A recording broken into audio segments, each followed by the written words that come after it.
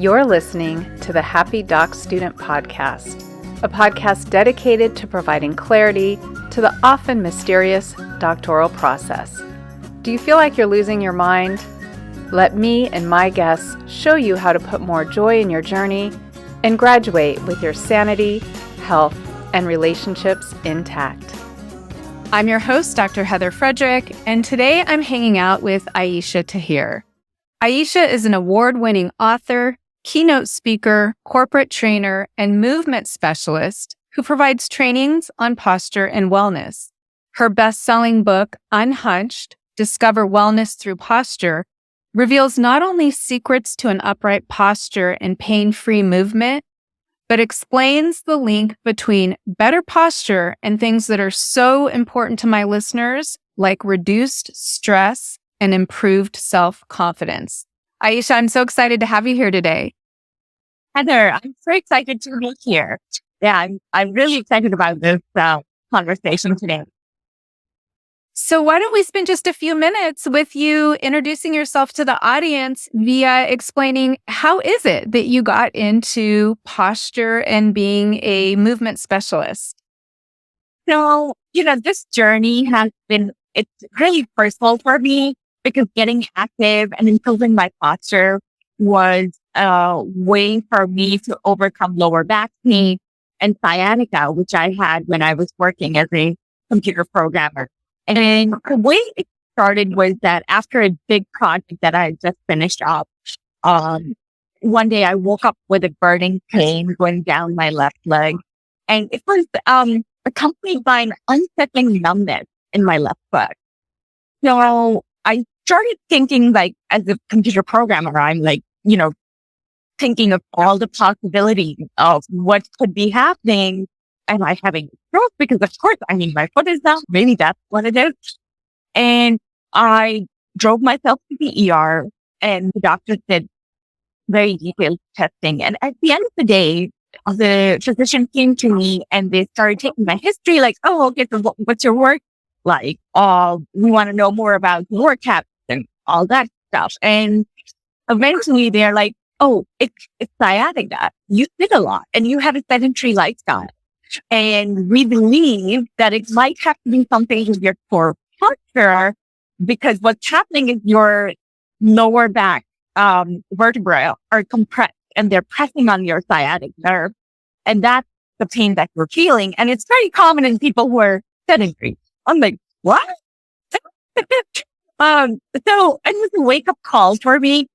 But I spent the next 3 years in pain, going from physical therapists to doctors to alternative care, trying to find a solution to living a pain-free life. And when you are in pain, it's not just the physical aspect of your body, that you're actually in pain and you can't walk too far, or it hurts to even stand for too long. But also the mental aspect of it, which was really driving me down. I was emotionally drained. I was just not feeling like myself. My confidence level was low because of it.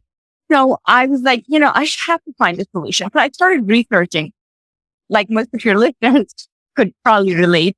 I love research. I'm a typical type A geek. And I'm like, okay, I'm going to put my head down. I'm going to research, find all the scientific literature on this, and I'm going to find out what works, right? Because whatever I'm doing right now, it's not working. So what happened was I started moving more. I changed my work habits, of course. But with all the research that I did, I realized that all of our physiologic systems, they come together. So it's not just one thing. It's a combination of all of our systems that are working together to keep our body upright and to move. So I created this framework, which is BRACE. It stands for breath, relaxation, activity, and corrective exercise. And I started practicing that framework on myself. And soon I was pain-free, feeling much better.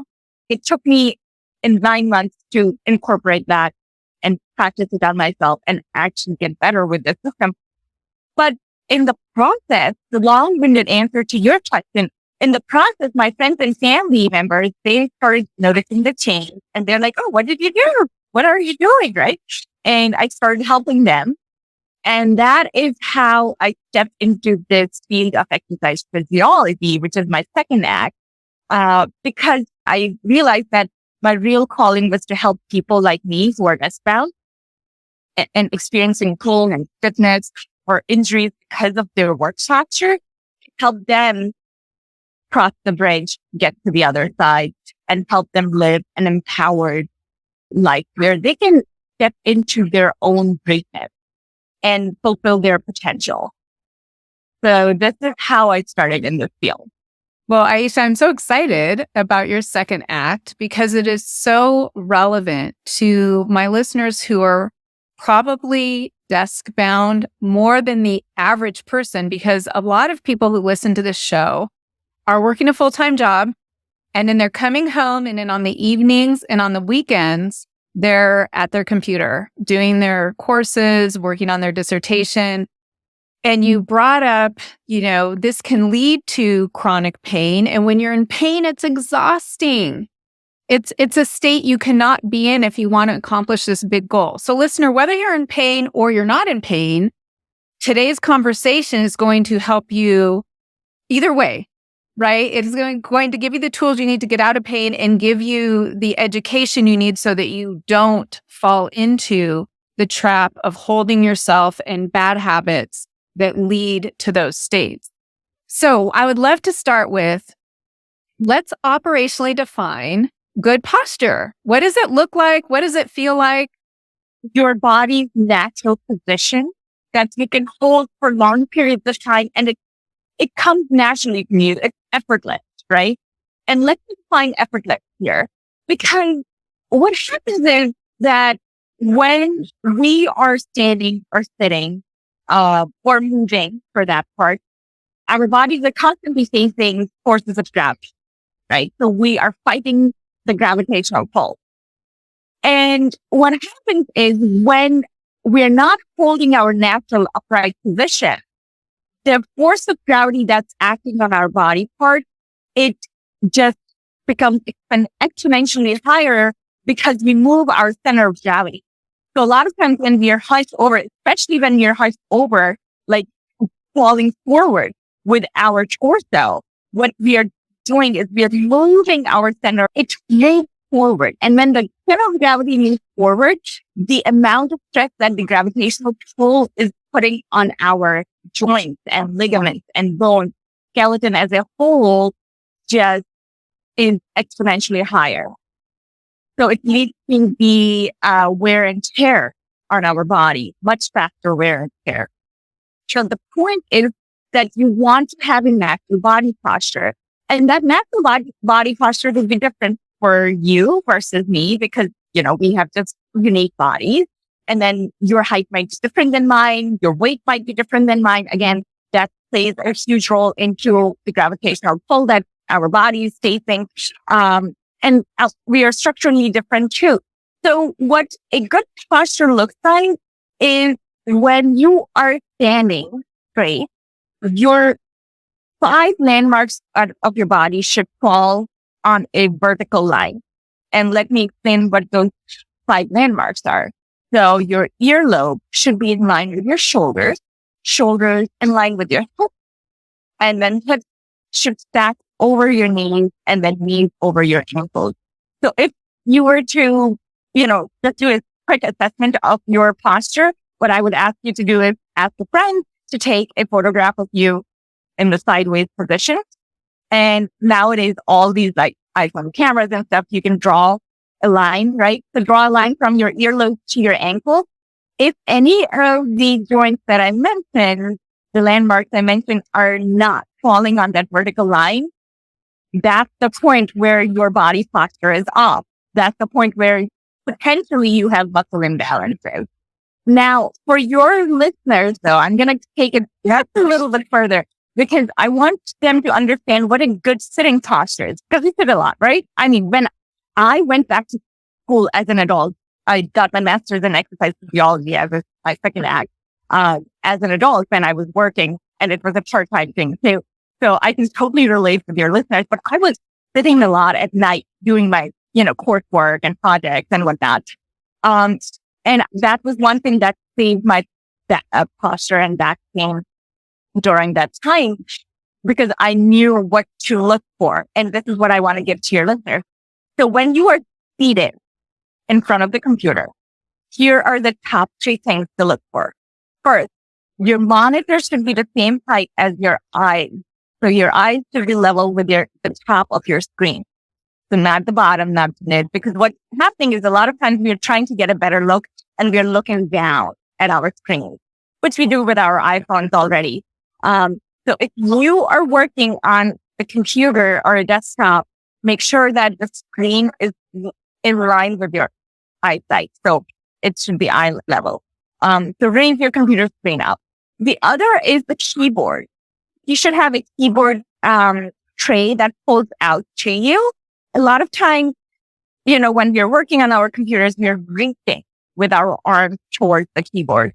So the rule of thumb is bring the equipment to you instead of reaching for the equipment, right? Every time you reach for the equipment, you're going to place extra strain. Again, that gravitational pull acting on your body increases. And you don't want that, because you don't want that early wear and tear. And then the third one is make sure you're seated all the way back in your chair. These 3 things, if your arms are in position where your elbows are in line with your shoulders and your hips are all the way back, they're going to just make your torso naturally upright. So those are the things to look for if you are working on the computer while seated. That you have your eyes leveled with the screen. You have a soft bend in your elbows, and our elbows are falling right next to your ribs when you're typing. So the keyboard is close to your body, and you're seated deep into your chair so that your lower back is attached. Your tailbone and lower back is attached to the back of the chair. I love your suggestion about having someone take a photo, because wow, just looking in the mirror, it doesn't do it, right? I remember the first time I worked with a structural integration person, and I was feeling like, I think I'm pretty good. I do a lot of yoga. I feel like I'm probably aligned.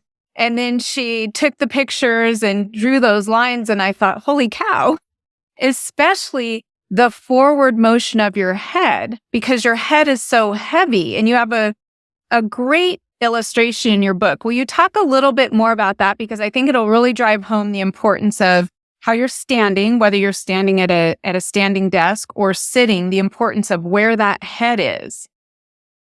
Yes, this is such a great point that you bring up, because we don't realize that our heads are heavy. So in a natural alignment, which means that your head is aligned perfectly over your cervical spine, over your neck. Even in that case, it weighs as much as a medium bowling ball.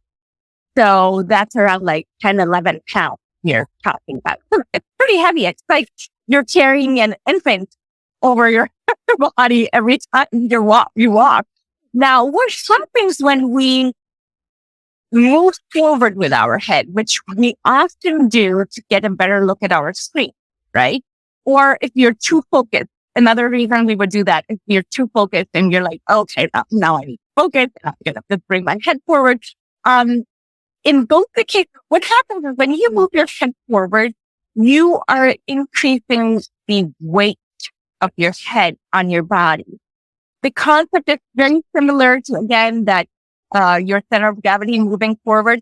When your head moves forward, same concept. The gravitational pull that is now acting on your head extrapolates. It's really high. And that puts a lot of pressure on your spine. So every inch that we move our head forward, it adds an extra 10 pounds of weight on our spine.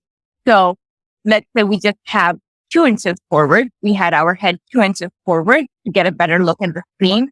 So an 11-pound head would become a 31-pound head. And a lot of times what we see is that people have at least 4 or 5 inch forward shrug. That really means that you have 50 pounds, you're carrying an extra 40 pounds forward with your head day to day on your spine.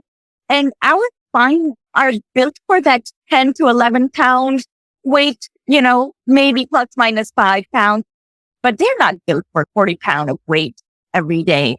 And that leads to all the shear forces that lead to the compression of our cervical spine. We see that a lot in desk-bound, professionals and students too. And we also see a lot of that coming down on our lower back. Again, that compression, which I'm a case of, where, it starts compressing your spine in the lower back as well. So 1 inch, an extra 10 pounds. This is not small. So if you're out there thinking, wow, my neck, I'm feeling a little tension. Hey, I've got low back pain. Get that picture. Have someone take a picture of you while you're doing your schoolwork. And when you realize that you're deviating from this aligned upright position, I think a lot of things in terms of the symptoms you're feeling are going to make sense. And then once we have that awareness, the cool thing is we can correct it, right? Yes. There's a quick, simple exercise for your listeners, actually, which is called chin retraction. That is really helpful with the forward head position that you carry. It kind of offsets that.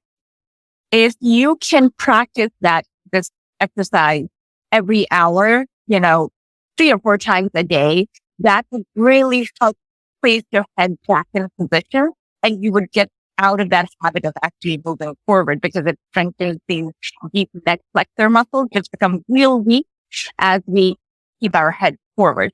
So the exercise is to take your index finger and your big finger and place it right under your chin and try to press your chin down so that the chin comes in line with your forehead and your head presses back. If you had a chair with a headrest, this is a perfect exercise for that. If you don't have a chair with headrest, I highly recommend standing next to the wall and doing this first. And then once you get an idea of what we are talking about, because what would happen is as you press it down, I want you to press your head back into the wall or a surface or an imaginary surface, right? So just to get an idea of what that feeling is with your head pressing back, start doing this exercise against a wall or the headrest of the chair and hold it for 20 seconds and then release. Again, you can do it 3 or 4 times, 3 or 4 repetitions of 20 seconds hold of chin retraction. That really strengthens these deep neck flexor muscles and the muscles in our upper back and right under our neck that become super tight because we are holding our chin forward and head forward all the time. They get a nice elongation and nice stretch along the way too. That's a great exercise that people could do. I'm a huge fan of the Pomodoro technique, working very focused and then taking a short break. You guys could integrate that as part of your break, right? Pushing your head back. If you're listening to this, you can watch this episode on YouTube if you need a visual, but it's a great, simple exercise. And it almost starts rewiring your brain, right? You're telling yourself, this is the position I need to be in. And the more you practice that, the more you'll find yourself in that position. Yes, exactly. It's all about neural plasticity. We are creating these new neural connections in our brain of correct posture, correct positioning of our body. And then that leads to correct movement patterns too. So that's all it's about. Exactly. Now, unless I have a student who is studying something like exercise physiology or sports psychology, I find a lot that during the doctoral process, the body kind of goes to the wayside. All the focus is on the head, the brain, the mind, and I'll take care of my body later. But you do an amazing job of synthesizing the research that talks about the link between having this good posture and having less stress. And I'm wondering if we could talk about that for a little bit. Yeah. So for your listeners, I know when I was in school as an adult and while working, the looming deadline and the large scale project, And it's a huge amount of personal investment too, which makes it extremely stressful for us, right? And this is compounded by that we feel like a lot is riding on us and we are alone. A lot of times, like, when you're going back to school as an adult, it's a different dynamic, right? You're not in undergraduate school. When you have that kind of stress, it really causes our sympathetic nervous system to activate. And when that system activates, what we see is there are certain physiologic changes that come along with it. And those are rapid breathing, increased heart rate, increase in blood pressure, reduced blood flow to our necessary organs, like no digestion. So there's no digestion happening at that time. And higher levels of cortisol. Now, we have done a lot of research on office workers and students in this realm. And what we have found is that they're not aware of these symptoms at all. They are just working on the computers on their own. But after 30 consecutive minutes of sitting and typing on the computer, all these biomarkers are active. These physiologic changes are happening within their bodies. So anytime we go into this sympathetic system getting activated, which is our hypervigilance system, and it's meant to really protect your body, protect us from danger. When we have that kind of stress, like it could be a deadline, it could be an email sitting from our boss in our inbox, our body responds with this mental image of the future and perceived threat, as if we are running from a saber-toothed tiger, which we are not, anymore in our life. But we used to, right? In our evolutionary physiology, that was the danger, and our brain had to save us. And this is the system that it came up with to save us. So with that, our nerves communicate to our brain that it's time to protect the person. And as a result, it pain signals travel to our muscles that tightens it and releases lactic acid. Now that high lactic acid level really induces muscle soreness and pain in our body. So when you do a desk session for like 5-6 hours, especially if you're a student and you're doing it at night and you get up off the desk, all the tension that you feel in your muscles, that's the tension that you're feeling. After 30 minutes, your brain has been telling your body to tighten those muscles. Those signals have been traveling for that long. And so what can you do, right? I want to give your listeners some tips to find inner calm and their natural posture while they're working. The first and easiest thing is to move your body often, right? Because our bodies are built to move. We're moving animals. That's the truth. I just like to put it like that, so our bodies are designed to move, and so try to schedule movement breaks. Just like you said, that the Pomodoro technique, I'm a big fan of that. When I was writing my book, I made sure that I actually had my timer on and I was doing like short focused bursts, and then I would walk away for 5 minutes. And the good thing was, especially in my experience and with my clients too, what I found is that a lot of times we are hesitant to take the break because we feel like we'll lose the focus. But guess what? I was subconsciously still thinking about it, even though I was walking, taking a walking break or stretching break. And I was still subconsciously thinking about it. All of that extra blood flow to my brain actually helped me come up with a solution for the thing that I was working on. So I would come back with a solution with more oxygen in my brain and my muscles. And I was actually hyper-focused the second or third time I was coming back to the computer and working. So schedule breaks. It could be every 30 minutes. I'm a big fan of every 30 minutes because research shows that every 30 minutes, if you take a break for 5 minutes, every 30 minutes, that's the ideal time frame for you. But again, it's very personal. It's very unique to you. But if you're someone, you're like, no, I have to work at least an hour and then take a break. Well, set a timer for 60 minutes and then take a break for 5 to 10 minutes and then come back. You want to get that healthy dose of endorphins. You want that circulation to come back. You want that extra oxygen into your brain to boost your mood, to boost your productivity. And then the second thing that you can do, which I say it's very important. And I know as a student, I really struggled with it. And my clients who are PhD students struggle with it too, is to turn off the recharge. I understand that you have a lot of responsibility and PhD is no joke. Like it's a commitment, but you have to also make time for yourself and for your family, for your friends. I think a lot of times your social life just goes out to the side. And I know how it feels when you're in the thick of it.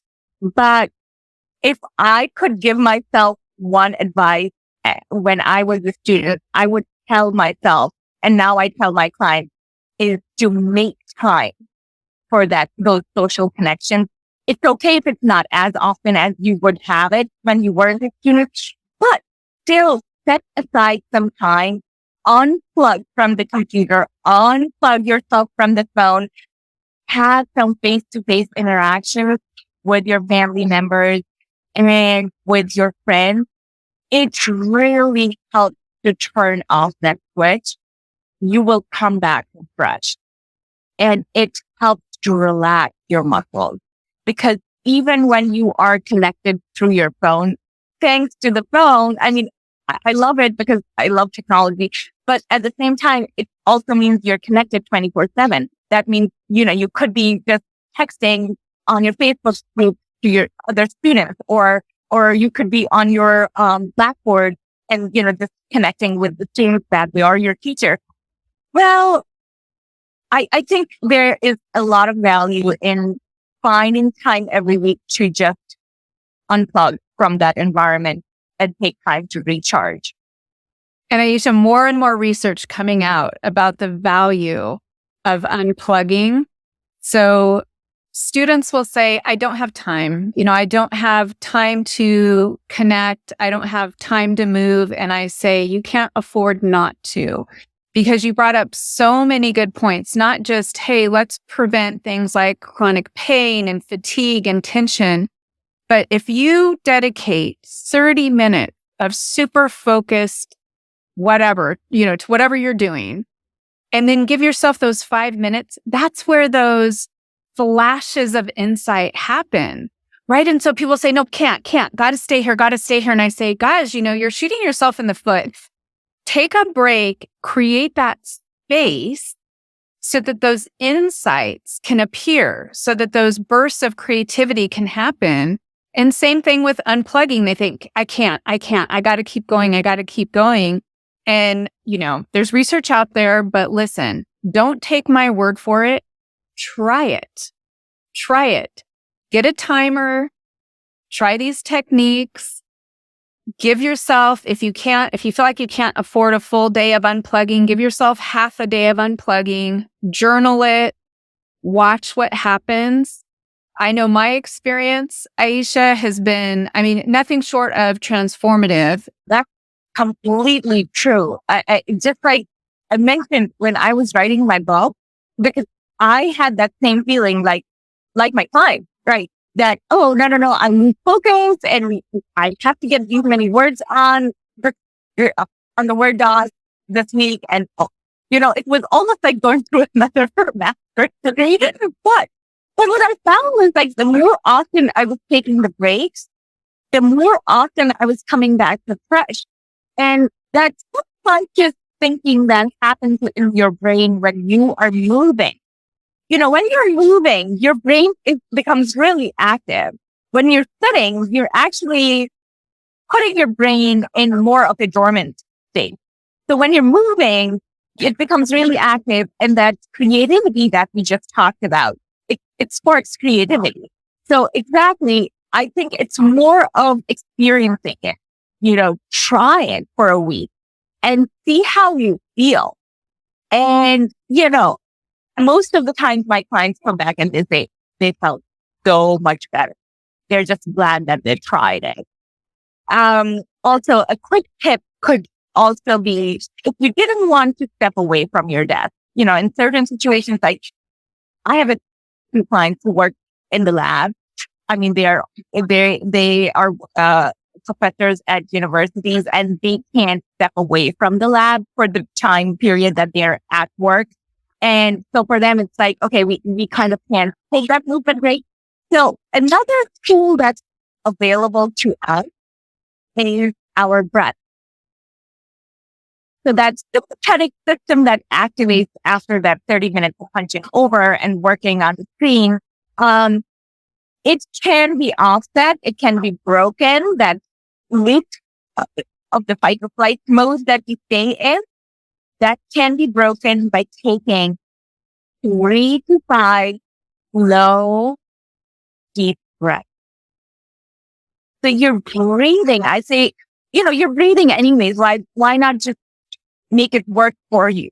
So fast breathing that we are practicing while we are hyper focused and, punching over screens, it induces all those physiologic symptoms that I talked about before. But all of that can be interrupted by taking 3 to 5 deep breaths, and all that acts of new is to your take a deep breath in through your nose, expand your belly like a balloon, and then let that balloon deflate. I almost say like that balloon is a good visual to have because everybody understands how to fill a balloon. So you're filling that balloon so that your diaphragm expands. So now, under our diaphragm is a cranial nerve ending, which is called vagus nerve. So our vagus nerve connects our rest of our body to our brain, and especially our brain's calming center, which is called the parasympathetic nervous system. And I like to call it the Zen room. That's our Zen room. And it's accessible to you. All it takes is 3 to 5 slow, deep, diaphragmatic breath. And all it is take deep inhale. You could time them, or if you have an app on your, Apple Watch, or a lot of the watches now have those breathing apps, you could follow those because they're timed for 5.5 seconds. That's the time you should inhale, and then 5.5 seconds for an exhale. 5 times around, do it, and you would feel so much calmer. Your muscles would relax, and you would actually go into that natural body posture that we talked about, because we want to fall into that natural body posture. Heather, what's happening is we are trying too hard. And we don't need to. We don't need to. Because our body are optimal machines, physically and mentally and emotionally, to execute everything we want in our life, everything we dream of. So we should let our body, just let it do its job. We should take care of our body so that it can work in its natural, optimal capacity. Not only would we feel better and we would have better health, but we would be able to accomplish what we want to accomplish with least amount of effort. Such a beautiful message. And I appreciate that you gave a technique for, hey, what if you can't? Because I'm just thinking about my day later today. I have meetings scheduled back to back to back. And even if they're on Zoom, the cool thing is you can take those deep breaths. No one needs to know you're doing it, right? And you will feel your body go back to its natural state. So if you can get up and move, great. But hey, if you can't, no excuses, listeners. Take those deep breaths and let your body find its natural state. And Aesha, when we're in that natural state, when we give ourselves space to kind of recalibrate, realign, it also has an impact on our confidence. does. A lot of time we think, imposter syndrome. We have self-doubt about ourselves, right? I know when I was doing my final project in my master's, I was doubting myself every single minute. I'm like, no, I don't think I'm supposed to do this. And, even when I had my convocation, I couldn't believe it. Like, it's actually happening, right? I kept on doubting myself. And it's to some extent, it's natural, but also it does get enhanced by the way we take care of our bodies, the way we hold our bodies. So sitting and standing in a crouch position can actually drive our confidence down, which means that we'll have lower self-esteem, lower self-worth, a lot of self-doubt. A Harvard professor, Dr. Amy Cuddy, has done extensive research on this and on how posture impacts our feelings, behaviors, and our hormone levels. And what we have found through that research is that not only do the mind change our body, but our bodies also change our mind. So, the way you hold your body can have a drastic impact on how you're feeling about yourself, right? So if you have an expansive posture with an open chest, head aligned over your spine, we see that our body has hormone levels that promote confidence. Now, there are two key hormones here that we're talking about. The first hormone is testosterone, which is our power or confidence hormone. And then the second hormone is cortisol, which is our stress hormone or the confidence killing hormone. I like to say, okay, it's the opposite to testosterone. So it's like the really drives your confidence down if you have higher cortisol levels. So a lot of times, it's a combination for students, especially when I think of my days at school, it's like the stress from all the projects, plus the stress of, feeling like I'm not good enough. My work is not good enough. I am not good enough, right? So both of those processes come together. And what they do is they drive your testosterone low and they increase your cortisol high. Now, on top of it, working slouched over just exaggerates those hormone levels even more. Because when our bodies are closed, it's giving a signal to our brain that this person is feeling low. This person doesn't want to show themselves to others. That's the physical manifestation of what's happening in your brain, right? So an easy fix is to perform a few stretches, which would have an expansive body posture. Because once you open your body up, upper body and lower body, have an upright posture, we see within 2 minutes, we see reversal of the hormone levels. So those people have high testosterone levels and lower cortisol levels in 2 minutes. And so in the study that Dr. Amy Cuddy did, the participants with the upright and expansive posture, they held it for 2 minutes and they had 20% more testosterone and 15% less cortisol than their earlier reading. So that is one of the ways it really impacts physiologically our confidence. Second is the oxygen levels rise because your lungs and diaphragm can now expand fully when you have this expansive posture. A lot of times when your heart's over, we are dropping our lung capacity by up to 30%. So you're taking 30% less oxygen every time your heart's, sitting heart over and breathing. So both of these mechanisms come together and drive our confidence down. You have less oxygen, not only in your muscles, but also your brain. That's going to drive your confidence down. So here's a high confidence hack for your students here. That next time you have a high stake situation or you're presenting your dissertation or you're doubting yourself, like I was, you need an extra boost of confidence.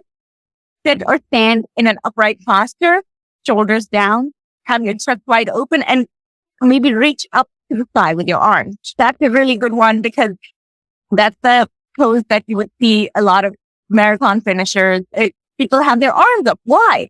Because it's a natural posture your body goes into when you feel good about yourself. So set your body into that feel good posture, right? For 2 minutes. And it doesn't have to be continuous. You can do different stretches, which really open your chest out. Do that. And what you'll find is that all of a sudden you're feeling better about yourself. And you have a boost of confidence because physiologically you have just changed your physiology within 2 minutes. And you will experience less self-doubt and less negative thoughts. So instead of validating those thoughts by hunching over, look up, sit and stand tall, and ward off those thoughts by upright physiology. And everyone who's listening to this is really busy. So what I love is that you're really pressing this point of, look, we're walking around with this more hunched posture, but guys, it doesn't take much, right?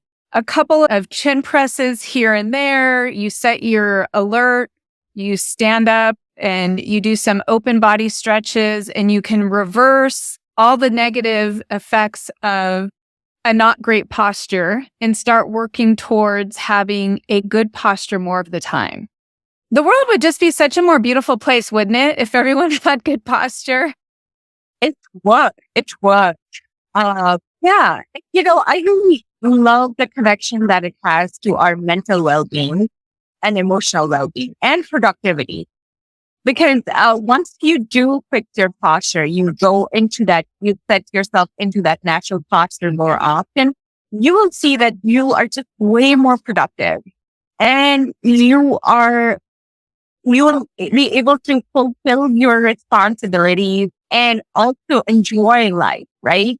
Because at the end of the day, it's about enjoying the process, enjoying the journey. It's not about the destination. The destination will come. But if all you could think of was the hard night you put in and the tense muscles you had, or you developed, some kind of pain along the way, that won't help. Enjoying the process, taking care of your body during that process, so that when you come to the destination, you can say, oh, this was so much fun. So that's all it is about, because that lets you step into your greatness and it becomes effortless. I always say, hey, make the things you're doing effortless, make them fun, because then you will stick with it. And you will be so much happier when you actually get to the destination. You'll stick with it and your friends and family will stick with you, right? Listeners, you hear it a lot on this podcast. The mind-body connection is real. And Aesha has given you some incredible tips and techniques here to work on your posture so that just everything in life can flow more smoothly. But before we wrap up, I'm wondering if you have a favorite quote or some final words of wisdom you want to share with the audience. Favorite quote, which is also the epilogue to my book, is the Henry David Thoreau quote. And the quote is like this: we are all sculptors and painters, and our material is our own flesh, blood, and bone. So you can sculpt your body, and that can help you sculpt your thoughts. Aesha, I will be sure to have in the show notes how everyone can connect with you, especially your website, because you've got a free download. If you're listening to this and you're thinking, okay, it's time for me to invest in my posture because the payoff is going to be great, Aesha has you covered. I'll have the link to your book as well. Thank you. I appreciate that. Thank you so much for hanging out with us today. Thanks for having me. It's a pleasure. Thanks so much for listening, and I look forward to connecting with you on the next episode. Until then, if you're looking for more ways to invite joy in your journey, check out the free resources at expandyourhappy.com. You'll find downloads like an article I wrote titled The Doctoral Journey, 12 Things You Need to Know That They Probably Won't Tell You. You'll also find a PDF that organizes all podcasts by the 7 steps detailed in the Happy Doc Student Handbook, which you can also find on the website. Finally, if you're looking for Happy Doc student swag, I've got that too. Don't forget to subscribe to the podcast and YouTube channel, and if you want to make my day, rate and review so that together we can change the way doctoral education is delivered and experienced. Hey, one more thing. Just a quick reminder that the information, opinions, and recommendations presented in this podcast are for general information only.